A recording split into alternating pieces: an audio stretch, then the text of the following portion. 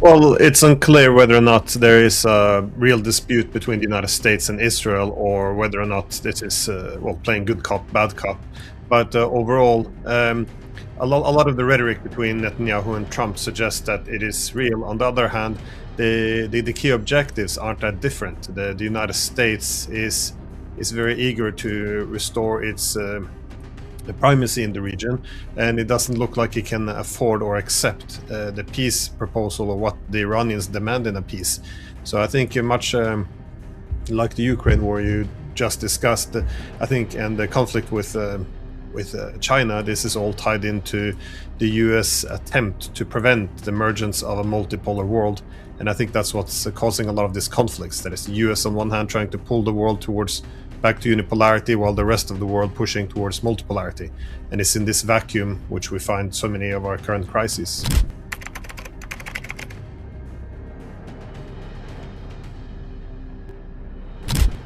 Well, about the letter, the open letter by Zelensky, I think it's a fairly common understanding that this wasn't really meant for the Russian president or the Russians as an audience. Again, if you read through the letter, it's a lot of insults. You're losing, we're winning. We're going to give you a chance to to essentially capitulate or accept our terms. And again, at the end he signs the letter "Slava Ukraini," which was the slogan of the Ukrainian fascists during the Second World War. So the whole letter, it obviously wasn't intended for Putin. It's to shape a narrative, and I think I would disagree with what you said, though. That is that the Russians reject returning to the negotiation table because Putin doesn't want to meet with Zelensky, because this is not usually how diplomacy is done. This is in a theater. Usually you would have your diplomats, your Sherpas, putting in place an agreement, and then leaders would come in towards the end when it's essentially becoming a formality. This is not how diplomacy is done, by having two world leaders sitting next to each other, especially when it's presented in such an unserious way. But the Russians are still looking to talk with the Americans, but the Americans have been distracted by the Iran war. The Europeans have essentially boycotted the old diplomacy now for more than 4 years. And again, the Russians demand essentially their conditions for ending the war. And this primarily means Ukraine restores its neutrality. That means no NATO, no more NATO expansion. And the second is the territorial concession as a result of this more than 4 years of war.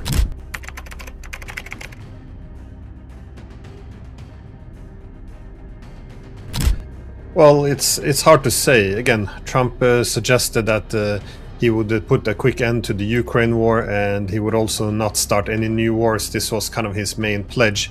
No more wars, they're costly, they only lead to further insecurity, but he hasn't really done anything towards this extent. Again, the fact that he attacked Iran was quite reckless and quite unique in US history. That is, that from the beginning on, there's no support in the United States for this war altogether.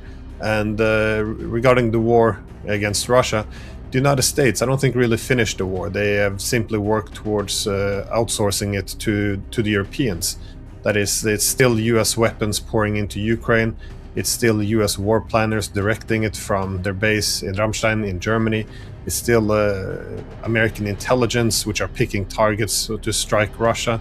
And again, as Marco Rubio just said, they can be a mediator, but they're not neutral. They're standing on the side of Ukraine. So this has been a proxy war since 2014, a US-led proxy war, and hasn't really shifted to this regard. So I think if they can make the Europeans and Ukrainians fight to weaken a strategic rival, that is the Russia, then I don't really think they have that much incentive to put an end to this war, and rather they will likely continue it.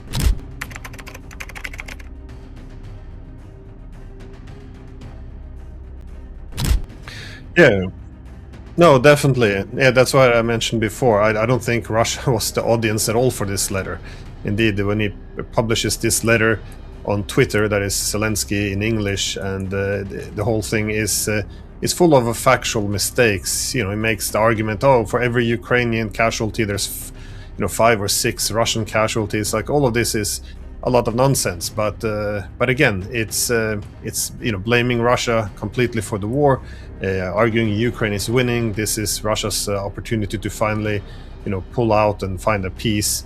This is a building narratives, and I think the fact that you saw this letter come out at the same time as the United States Congress or the House is pushing sanctions in Europe, they're now starting to spin, going back to the old narrative of Ukraine is winning, and this is how you build narratives. I think this is important to keep the war going, to make sure that the public across the West still wants to invest all its resources in fighting Russia. So no, I don't think that Russia was primarily the audience, and also this new efforts of presenting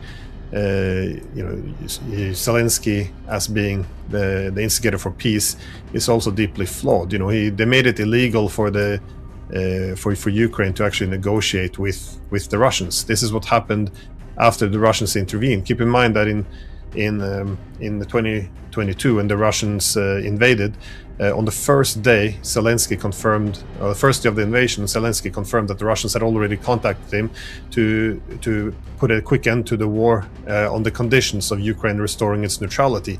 Now, we learned since that time that the British and the Americans sabotaged these peace talks because, more or less, they were willing to fight to the last Ukrainian. At this point, the Europeans began boycotting diplomacy, same as the Americans. You had the NATO Secretary General saying that instead weapons are the path to peace, and Zelensky also made it illegal to negotiate with the Russians.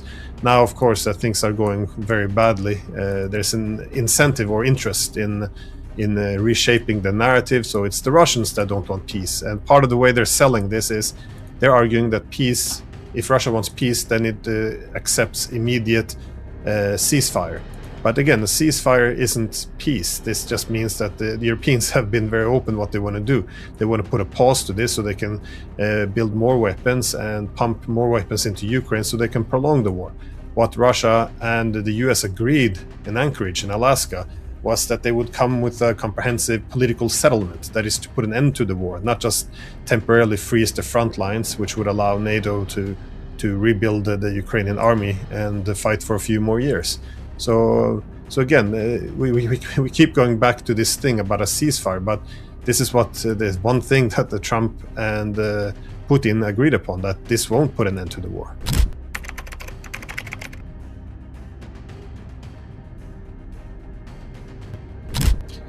Well, I'm not sure how much they've helped Ukraine. When we say help, I think this is a concept which is used in order of shipping weapons. If NATO want to help Ukraine, they would have taken it off the frontline states. Keep in mind that in 2014, when NATO helped Ukraine by toppling Yanukovych, only a small minority of Ukrainians wanted NATO membership. And as we learned from American leaders, intelligence chiefs, we learned that they knew as well that this would likely trigger a war, but did it anyway. So I'm not sure how much this has helped Ukraine, but in terms of fighting the war, yes, no, the NATO is pumping in a lot of weapons and resources. Of course, the Ukrainians have to do the dying, but a lot of weapons and money has gone into fueling this proxy war. And as we see now lately, especially with the attack on St. Petersburg, NATO is also using its own territory to attack Russia. So again, these are NATO war planners, this is NATO intelligence, NATO weapons, NATO contractors, and overall, this is a NATO war. But I'm not sure this is helping Ukraine in any way.